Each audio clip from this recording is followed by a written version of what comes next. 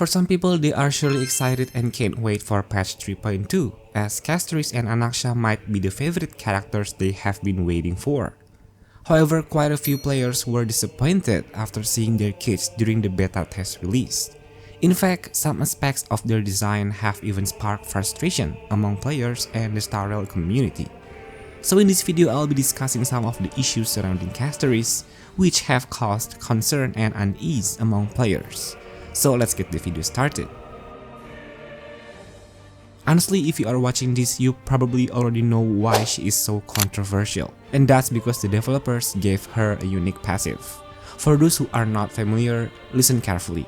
CASTORICE has a passive ability where, when an ally is hit by a fatal blow from an enemy, they won't be immediately defeated. Instead, their death is delayed, allowing them to take one more action before their turn officially ends. However, if they receive healing or a shield during this period, they will permanently survive. At first glance, this passive seems incredibly powerful. However, all of its appeal disappears when you realize that the condition to activate it works even without CASTORICE being present in your party. Yes, as long as you have CASTORICE on your account, this passive is always active, even if she is not in your team. Alright, before we dive into why this kit is so controversial and negative, let's first discuss the positive of this unique global passive.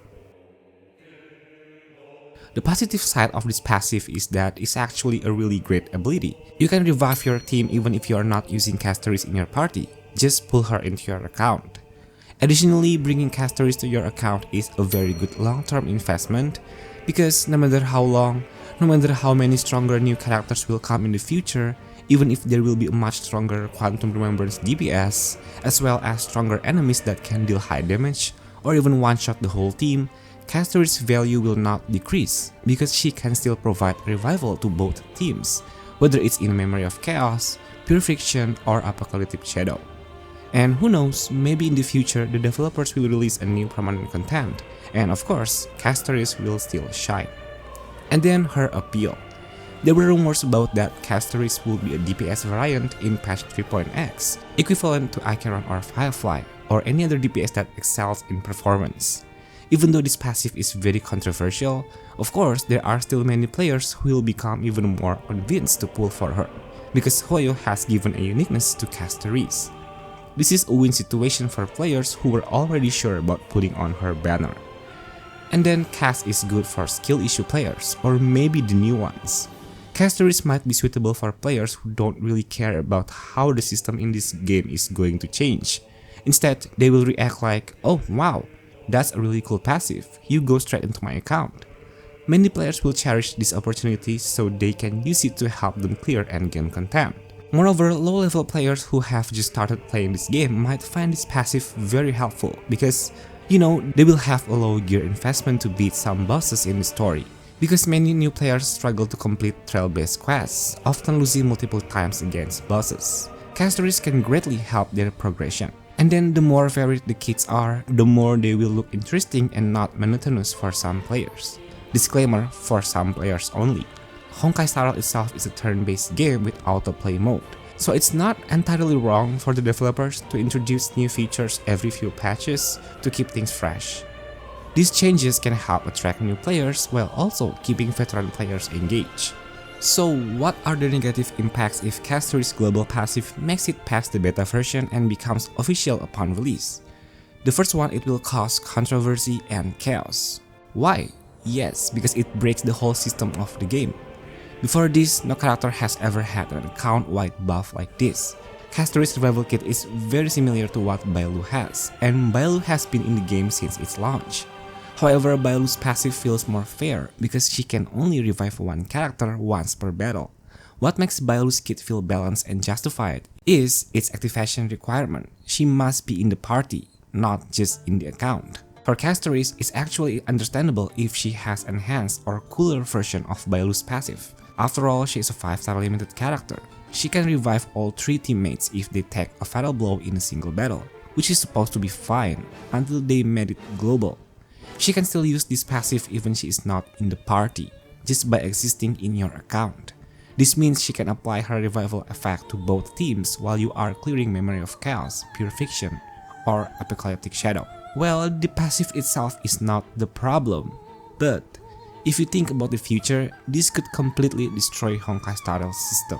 Another concerning aspect of CASTORICE's unique passive is on the future characters. Once this character is officially released, there's a high chance that CASTORICE won't be the only one with a unique passive that remains active just by having her in your account. In the future, new characters might also come with similar mechanics.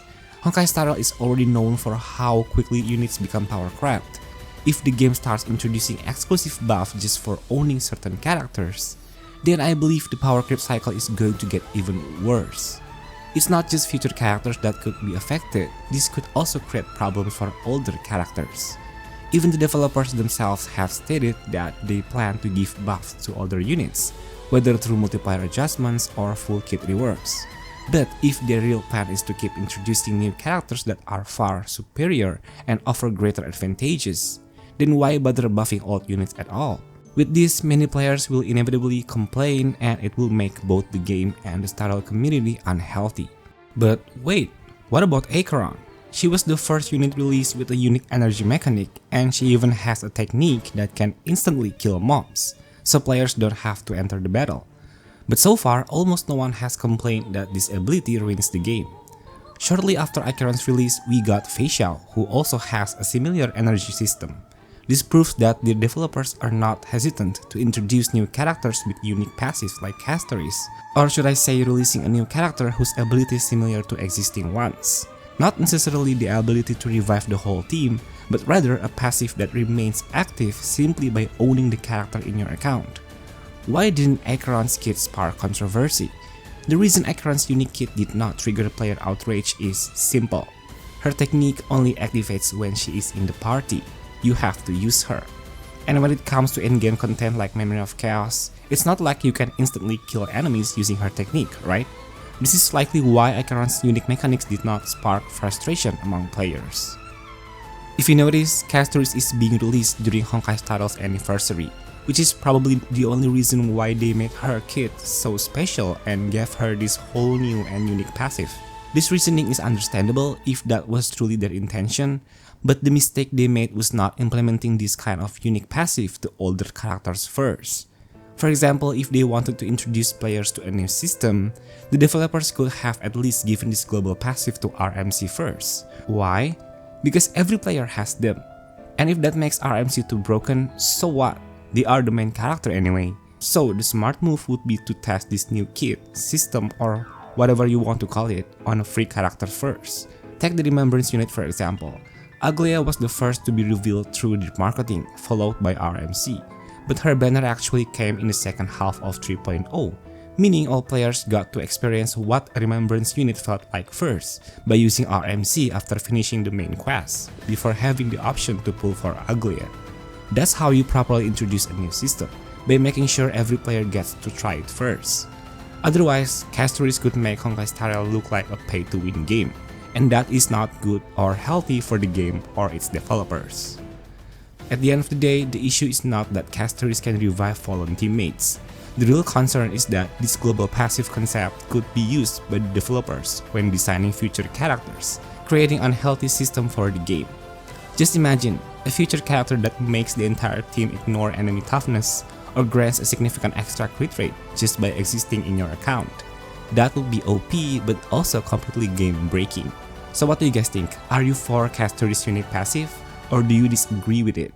Share your thoughts in the comments below. Okay, that's all from me. Thank you for listening. Don't forget to hit the like and subscribe button for more videos, because I can't wait to see you all again.